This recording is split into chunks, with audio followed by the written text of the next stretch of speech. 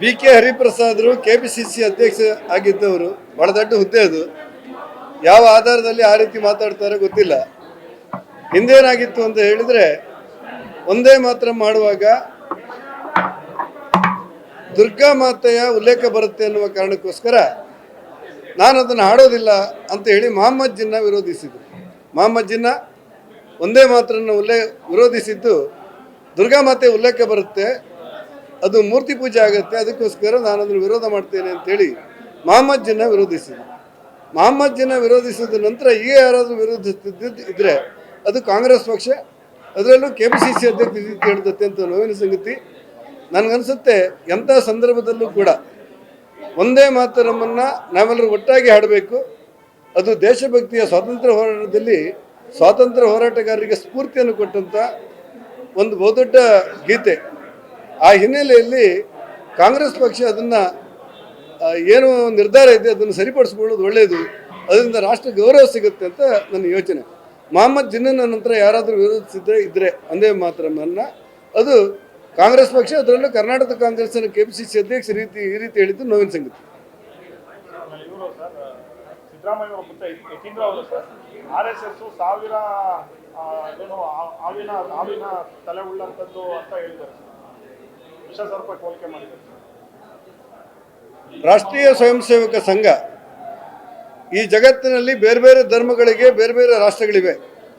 ಆದರೆ ಹಿಂದೂಗಳಿಗಿರುವಂಥದ್ದು ಪ್ರಸ್ತುತ ವಿಶ್ವದಲ್ಲಿ ಏಕೈಕ ರಾಷ್ಟ್ರ ಯಾವುದು ಕೇಳಿದರೆ ಅದು ಭಾರತ. ಆ ಕಾರಣಕ್ಕೆ ಹಿಂದೂಗಳಿಗೆ ಅನ್ಯಾಯ ಮಾಡಬಾರ್ದು ಮತ್ತು ರಾಷ್ಟ್ರೀಯತೆಯನ್ನು ಎಲ್ಲರೂ ಒಟ್ಟಾಗಿ ಆಚರಿಸಬೇಕು. ನನಗಿಂತ, ನನ್ನ ಜಾತಿಗಿಂತ, ನನ್ನ ಧರ್ಮಕ್ಕಿಂತ ನನ್ನ ದೇಶ ದೊಡ್ಡದು ಅನ್ನುವಂಥ ಸಿದ್ಧಾಂತ ಇರಬೇಕು ಅಂತ ಹೇಳಿ ರಾಷ್ಟ್ರಭಕ್ತಿಯನ್ನು ಪ್ರಸರಿಸುವಂಥ ಒಂದು ದೊಡ್ಡ ಸಂಸ್ಥೆ ಜಗತ್ತಿನಲ್ಲಿ ಯಾವುದು ಕೇಳಿದರೆ ಅದು ರಾಷ್ಟ್ರೀಯ ಸ್ವಯಂ ಸೇವಕ ಸಂಘ.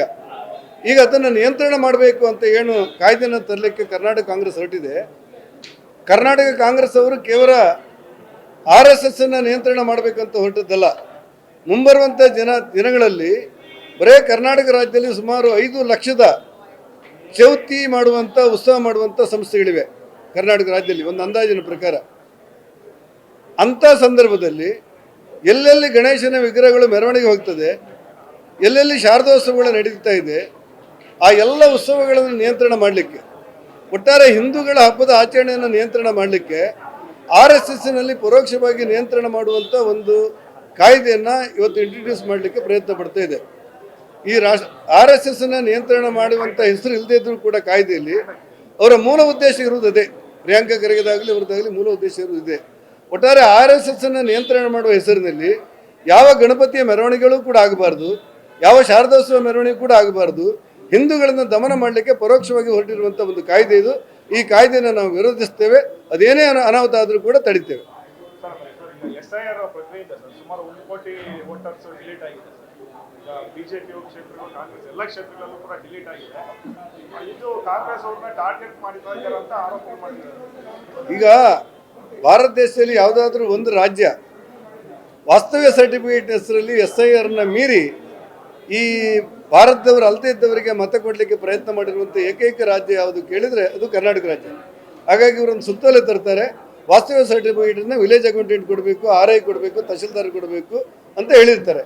ಇಷ್ಟು ಮಾಡಿಯೂ ಊರಲ್ಲಿ ಇಲ್ಲದೆ ಇದ್ದವರು, ದೇಶದಲ್ಲಿ ಇಲ್ಲದೆ ಇದ್ದವರು, ದೇಶವಾಸಿಗಳೇ ಅಲ್ಲದೆ ಇದ್ದವರು ಇವತ್ತು ಕಾಫಿ ತೋಟಕ್ಕೆ ಬಾಂಗ್ಲಾದೇಶದಿಂದ ಕೆಲಸ ಬಂದು ನಾವು ಭಾರತೀಯರು ಅಂತೇಳಿ ಕಾಂಗ್ರೆಸ್ಸಿಗೆ ಓಟ್ ಹಾಕುವವರು, ಅವರಿಗೆ ಅಲ್ಪ ಸ್ವಲ್ಪ ತೊಂದರೆ ಇರ್ಬೋದು. ಯಾರಿಗೇ ಆದರೂ ಕೂಡ ಅವರನ್ನು ಕೊನೆಯದಾಗಿ ಅವ್ರಿಗೆ ನೋಡಿಸ್ಕೊಟ್ಟು, ನೀವು 4 ಓಟ್ ಇದೆ ನಿಮ್ಮ ಹತ್ರ, ಈ 4 ಓಟಲ್ಲಿ ನಿಮ್ಮ ಓಟ್ ಯಾವುದು, ನಿಮ್ಮ ಯಾವ ಊರಲ್ಲಿ ಇರ್ತೀರಿ ಅಂತ ಕೇಳಿ ಅವರಿಂದ ಅನುಮತಿ ಪಡೆದೇ ಆ SIRನಲ್ಲಿ ಅವರ ಹೆಸರು ದಾಖಲಾಗುತ್ತೆ. ಉಳಿದದೆಲ್ಲ ಅಪಪ್ರಚಾರ. ಹಾಗಾಗಿ ವಿದೇಶಿಗರ ಓಟನ್ನು ಕೊಡಬೇಕು ಅನ್ನುವಂಥ ಪ್ರಯತ್ನಗಳನ್ನು ಕಾಂಗ್ರೆಸ್ ಮಾಡೋದಿದ್ರೆ ಅದನ್ನು ಬಿಡಬೇಕು ಅನ್ನೋದು ನಮ್ಮ ಆಗ್ರಹ. ಧನ್ಯವಾದ.